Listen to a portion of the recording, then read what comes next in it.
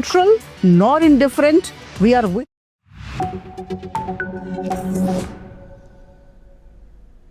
Hello and welcome. I'm Rashan Gidwani and you're watching the World Report on NewsX World. Let's take a look at some of the headlines for this hour.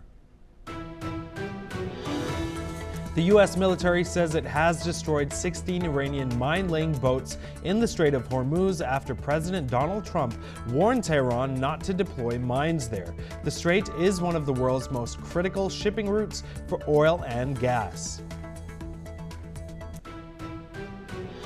3 commercial vessels have been damaged by what officials describe as unknown projectiles in the Strait of Hormuz. The incident has heightened concerns about maritime security and global energy supplies. Iran has launched a new wave of missile and drone attacks across the Gulf region. Saudi Arabia and the United Arab Emirates say their defenses intercepted projectiles targeting military and energy sites. The Israeli military says it has begun an additional wave of strikes on targets in Tehran. The operation follows earlier attacks on command centers linked to Iran's armed forces. An Israeli airstrike in the town of Tamnin al-Tata in eastern Lebanon has killed 7 people and wounded 18 others, according to Lebanon's health ministry. State media says the building hit in the attack was housing a Syrian family. Iran's police chief Ahmad Reza Radan has warned that anyone protesting at the enemy's bidding will be treated as an enemy. He said security forces have their fingers on the trigger as authorities move to prevent unrest. North Korea has expressed support for Mujtaba Khamenei after he was named Iran's supreme leader. State media also condemned what Pyongyang called the illegal U.S.-Israeli attack on Iran. Europe's far-right parties are divided over the U.S.-Israeli war on Iran. Figures including Nigel Farage and Spain's Vox back the strikes, while others warn the conflict could trigger wider instability and migration pressures. And here are the top stories for this hour. Iran is warning of possible retaliation after an attack targeted one of its banks. A spokesperson for the Qatam Al-Anbiya Joint Command says Tehran is preparing a response aimed at what it calls U.S. and Israeli economic interests across the region. Iranian state media reports the official accused the United States military and Israel of carrying out what he described as cruel and terrorist actions. The spokesperson says any response would likely focus on banking and financial networks connected to those countries. Meanwhile, local residents in the region are being urged to avoid banks or financial institutions linked to U.S. or Israeli entities, with officials warning there could be risks as tensions continue to rise. And now joining us live to tell us more is Peter Baum, editor of the Weekly Blitz. He's joining us live from London. Sir, my initial reaction to the story is that shouldn't that have been the initial kind of attack that the U.S. and Israeli could have put on Iran to essentially wipe out their financial institution? And I'm not just talking about physically. I'm talking maybe about killing the electricity off of a data center so that transfers as far as finances are concerned are entirely wiped out. Tell me more, if you have any intel whatsoever, on how financial institutions could essentially cripple an economy such as Iran. Please, sir. Yeah, I do have some information for you about this. And this really relates to my previous experience in the financial markets, where many of my clients were, believe it or not, Iranian banks. Now, the main military bank that is used by the Iranian authorities for the IRGC is Bank Sepah in Iran. And their infrastructure was severely damaged by various cyber attacks and hacking prior to the actual conflict taken out. If you remember, NewsX really were very prolific in reporting these cyber attacks on the Iranian institutions. And Bank SEPA was hit very badly. The IRGC members were unable to physically be paid in their normal course of duties by their bank accounts. Since then, there have been attacks on other banks in Iran, Bank Saderat, Bank Melli, and indeed the Central Bank of Iran. All are having difficulty processing their day-to-day transactions, and the ordinary Iranian at the moment cannot go to the equivalent of an ATM machine and pay for and withdraw funds out of the machines. So the infrastructure has definitely been hit. There are some banks that are still running. I think Bank Markazi is still up and running, which is a very small commercial retail bank. But for the main, the major banks have been severely hit and are not functioning as normal. Do you feel like the U.S. or the U.S.'s AI military counterparts and essentially apps, so to speak, would target Mujtaba's foreign assets as well? I'm not sure if you've seen, I saw some reports the other day that essentially Mujtaba Khamenei, the successor now to the Iranian regime, also has hotels internationally, a villa in Dubai. I'm not sure if this is hearsay as such, but I would like to think that if you're ruling the regime in Iran and you have all this oil money, that you do have foreign assets scattered across the world. If they're not going to attack him per se like they did his father, do you believe that now we're on the brink of the U.S. and Israel attacking all these other kind of assets that the Iranian regime might have, apart from these hotels and villas? Do you have any intel on that, sir?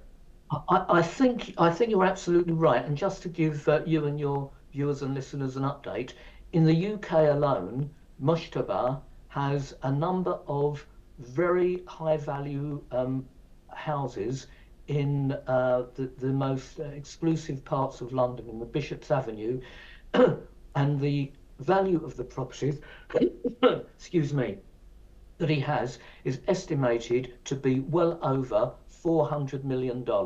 That's that's what we know of so far. He's also got a premise near the Israeli, paradoxically, near the Israeli embassy, and that's another property worth something in the region of $100 million. So, because the British government have not yet prescribed the IRGC, who apparently are the actual owners of the premises and not Mujtaba as an individual, then under British law, they cannot be, as far as I understand it, taken into the accounts of the UK Treasury as yet. But I'm pretty sure that the financial authorities within this country and with other countries in Europe, where undoubtedly, especially in Paris, where undoubtedly the Iranians have high value properties, they will all be working together as we speak in order to, let's say, freeze the assets of the high-profile Iranian hierarchy. Please stay with us, sir. We'll be right back with you. Next up, British police have banned a pro-Iranian march planned for central London this Sunday, citing serious security concerns. The annual Al-Quds March is organized by the Islamic Human Rights Commission, which police say has shown support for Iran's government.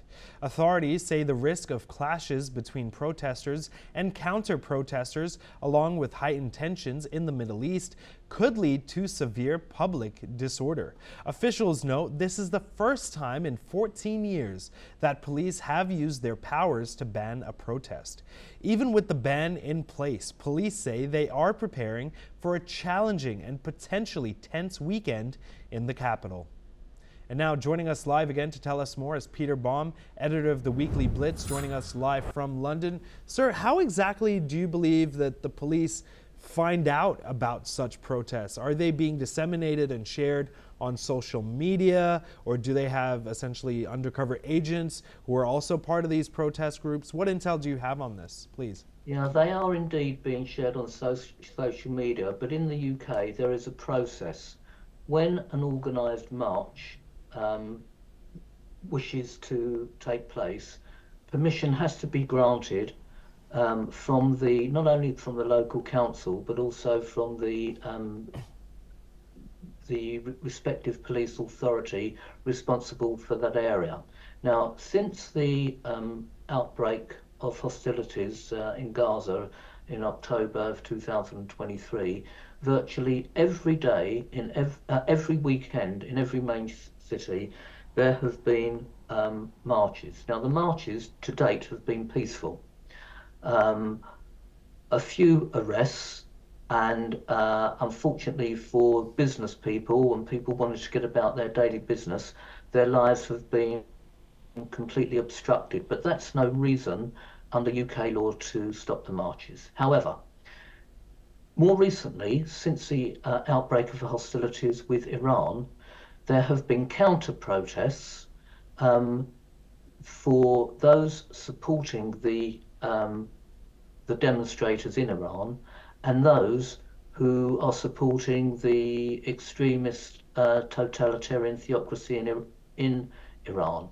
And there have been clashes on the streets of all our main cities leading up to this major protest, which was supposed to take place on Sunday. Now, quite rightly, in my opinion, given how many violent outbreaks there have been, sporadically albeit, for smaller protests, it would, I think, the police and the Shabana Mahmood, the Home Secretary, have acted quite sensibly in banning this march. So for all reasonable people, although we all want to see free speech and a democratic society, I think potentially, had this march been allowed to have gone ahead, there would have been quite violent outbreaks. And I think the British authorities, under the guidance of the Metropolitan Police, who have a real feel for these demonstrations, have acted quite sensibly.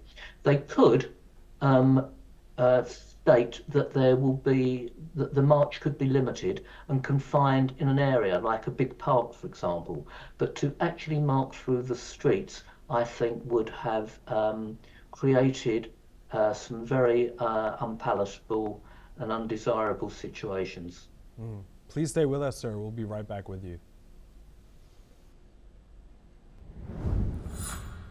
Next up, at least 10 people have been killed and 5 wounded in an Israeli airstrike on a building in Tamin al-Tata in Lebanon's eastern Baalbek district. The building was reportedly home to a Syrian family. Meanwhile, in southern Lebanon, 7 more people have died and 11 were injured in attacks on the town of al-Shahabiyah in the Tyre district. The Lebanese Health Ministry confirmed the casualties in a statement. Tensions in the region remain high as Israel continues its military operations near the Lebanese border. And joining us live now again to tell us more is Peter Baum, editor of the Weekly Blitz. He's joining us live from London. Sir, I shared the story of essentially the financial institution that was bombed in Iran, and how Iran is essentially sending out retaliatory attacks or is planning to. My question with regards to this latest story is essentially, why haven't governments tried to narrow down the individuals that they would like to maybe jail and put aside for their possible terrorist wrongdoings, as opposed to bombing an entire region, so to speak? Do you have any intel on that, or what are your opinions, sir, please? Yeah, I think from what we've seen, the Israelis have definitely when they bomb a building, have knowledge, very good intelligence of who is in that building and who they want to target. So, for example, in Beirut just a couple of days ago, there was the bombing of the Ramada Hotel in Beirut. The individuals were 4 Iranian diplomats, and as a result of the exceptional Israeli intelligence, those diplomats were eliminated. Similarly, in various houses in Beirut, there have been senior Hezbollah operatives that have been targeted. And we've seen in Iran in the last several weeks how successful the Israelis have been and the Americans in targeting high-profile senior leaders, whether they're in the police force, the IRGC, or as part of the cohort of mullahs that run the country. So I think as far as possible, the Israelis and the Americans, they're very aware that of collateral damage and give warnings for the main populace to leave if they know they're going to attack a certain area or building. So I think they're trying as much as they can to ensure that the attacks are targeted at the individuals they want to eliminate. Unfortunately, this is a war situation and there will be collateral damage, but I think we will continue to see these ongoing targeted attacks, and it's bound to happen that a family, as we saw in Iran, and schoolgirls are killed, and of course the global media at large will be playing on that theme in order to continue its demonization of the Trump administration of Israel. But by and large, I think the Israelis and Americans have been quite successful in their targeted attacks on certain individuals of the Iranian and Hezbollah hierarchy. Thank you very much for your time, sir. We'll speak soon. My pleasure. Thank you. And now joining us to tell us his take on this story is Andrew KP Leung. He's a China strategist and he's joining us live from Hong Kong. Sir, how do you believe that Lebanon will be able to essentially separate itself from Hezbollah? Do you have any intel on what the country is doing to essentially move forward in the Middle East conflict so that their country, Lebanon, can remain safe and Hezbollah is removed from any association whatsoever to Lebanon? Do you have any intel on this, sir? Please. Well, targeting individuals is only a tactic. Now, I think it's important to look at why Israel is lashing out at Lebanon and why it matters for Iran. Because Lebanon is a hotbed for Hezbollah, which is of course, is the outstretched arm of the Iranian regime, helping. They are all supporting the cause of the Iran's sovereignty as a nation and its influence in the region. And so with Iran lashing out left, right, and center, and also degrading Israel's military assault, the Israeli government, on the other hand, is hell-bound to destroy Iran's influence as a country in the region, and therefore trying to take out, decapitate the Hezbollah movement housed in Lebanon. And that's what's happening. And targeting, of course, is a favorite tactic. You're looking at the targeting used also by the United States in abducting the leader of Venezuela, and also taking out Khamenei, the leader of Iran. And Israel, of course, is past master of assassinations and targeting individual leaders as a means to achieve its aim, and concentrating its aggression to the levers of power. But I think the bigger picture is much more important than tactics. It's Iran's doubling down on the strategy of weaponizing the regional spread of all this turmoil, targeting American assets in the Middle East, in the Arab Peninsula, and also blocking the Strait of Hormuz, even though it would affect a lot of countries around the world, including Israel's ally China, for example. But I think that by weaponizing the widespread retaliation against Israel is hoped to put pressure because a lot of countries are suffering from this, not just the immediate neighborhood, but around the world, and also uh, degrading the Israeli arsenal as Israel is firing all these cheap drones as well as missiles, whereas the Israel's defense is depends on very expensive, much more expensive missile and other weaponry, almost 30 or 40 times. For example, a drone from Iran, it costs only about 10,000 or 20,000 American dollars, whereas the Israel, some of the missiles cost about nearly $500,000 US. And so the hope is by widening the scope, even through the proxies like the Hezbollah in other countries, is continue to weaken Israel and the American military in a pushback against their joint invasion or aggression towards Iran. So Iran is fighting for survival. It's still a game of kitchen, a game of chicken, but the game of chicken is spreading to across the region, including Lebanon, housing the Iran's proxy, the Hezbollah. Sir, I'd like to ask you another question. Essentially, a deal with Boeing and Israel has been struck for hundreds of millions of dollars for 5,000 smart bombs for Israel to have. Do you believe then this will essentially put Israel in the lead, so to speak, to essentially win the war against Iran, wipe out all their nuclear capabilities, and also hopefully change the regime if that is their intention? What are your thoughts, sir? Will this essentially put them in the lead? Please tell me more. Well, there are not many people these days who believe that in an immediate success of regime change, because the opposition is very weak in Iran, and of course Iran is a large country. In terms of size, it's 4.6 times the size of Germany. In terms of population, it's 90 million, nearly 100 million people.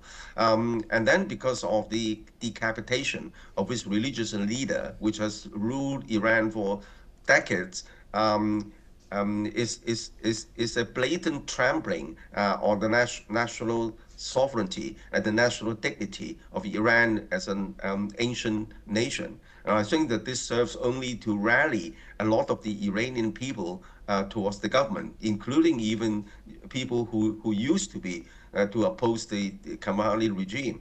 And then, of course, before Khamenei died, he already installed a succession plan well in advance. That's why the new leadership is able to showcase its capabilities of retaliation so quickly and maintaining its control over the levers of power in the entire nation. So I think the regime change in the immediate future doesn't seem to be a workable solution. And there is, of course, this talk about using the Kurds from neighboring countries, even Azerbaijan or even Turkey. But as far as Turkey is concerned, the Turkish government is putting cramps on the Turkish movement for fear that it's going to be an unstable force within Turkey. As far as Azerbaijan is concerned, also, it doesn't want to provoke a war with Iran, causing instability in the region. And then if you look at the Kurdish insurgents, how many are they? I mean, 10,000, 100,000? It's a drop in the bucket. So it's not going to make any difference. So I think that the idea of regime change is unworkable. And then looking at the military aggression. Again, Iran is showcasing its capabilities to target American assets in the region, even in Qatar, in UAE, with the idea that showcasing that allowing this presence of American assets there is going to work against the interests of the region. So I think that the more this war goes on, the more the neighbors of both Israel and Iran fear that the spread of the war, and the more that they want the war to stop, and this would put pressure on both Israel and the United States to come to the negotiation table. In fact, President Trump originally said that he doesn't think he doesn't think it's necessary to have any negotiation. He wanted Iran to surrender, but now only yesterday he was walking back on that. Saying that, well, this possibility exists of negotiation. So what does it show? It shows that both the United States feel the pressure, not only on the battlefront, but the looming November elections, midterm elections in the United States, because a lot of the American people don't want this war, and they're suffering from the inflation and so on. So I think that you have got to see the whole picture rather than focusing only on tactics. Please stay with us, sir. We'll be right back with you. Next up, China has said that it does not agree with attacks on Gulf states and condemns all discriminate attacks on civilians and non-military targets. Chinese Foreign Minister's spokesperson Guo Jiakun has said that the urgent task was to immediately cease military operations and prevent further expansion of the conflict. Guo has added that the solution was to return to negotiations as soon as possible. Let's listen in. 中方不认同对海湾国家的攻击，谴责一切无差别袭击平民和非军事目标的行为。当务之急是立即停止军事行动，防止战火进一步蔓延。破局之路在于尽快重回对话谈判，努力争取恢复和平。治本之策是共同回到遵守国际法和国际关系基本准则的正轨。 And now joining us live to tell us more is Andrew K.P. Leung, a China strategist. He's joining us live from Hong Kong. Sir, do you believe that China will essentially reach a situation or a state where they would like to intervene with the Middle East conflict? I know that they've essentially held talks with Iran to allow for their ships to pass as far as oil is concerned. Do you believe they'll ramp up their military involvement in the war? What are your thoughts, sir? Please. I don't think there is any possibility that China would involve militarily. I mean, China doesn't believe in military force. It believes in diplomacy, in the kind of dynamics that would cater for peace. In fact, I mean, it's not China's war. China doesn't want to be drawn into this hot conflict. But of course, the stability of the region is very important because it straddles across China's Belt and Road Initiative. But China doesn't believe in hard power confrontation, because if China enters in the war, they will come in direct conflict with the United States, and both are nuclear powered. The world's leading nuclear powers. The same applies to Russia. I think there are many ways where the situations like this could be diffused. And in fact, with the game of chicken going on, both sides are increasingly suffering from various pressures. The Iran government, of course, is also in shambles. But the United States, as I explained just now, President Trump is facing a looming midterm elections. Most of the American people don't support this war, and they're suffering from the fallout from this war in terms of energy prices and so on. And midterm elections are looming. So I think and that's not very good for Trump's midterm expectations. So I think that Trump is now walking back from his hottest rhetoric against Iran, and he even alluded to the possibility of negotiation. So China is very well positioned to broker a deal, because even though China's energy supply is affected to much less extent than people think, because even though the Strait of Hormuz is being blocked. On the other hand, a lot of the energy from Iran relies on the Iran-China freight train through train, which became operational last year. And then, of course, there are other pipelines across Central Asia to China bypassing the sea routes. Right. And of course, Sir, the I'm biggest so supplier sorry. of I do energy- have to interrupt you. That's all the time we have for. That's all the time we have. Keep watching NewsX World for more news updates from around the world.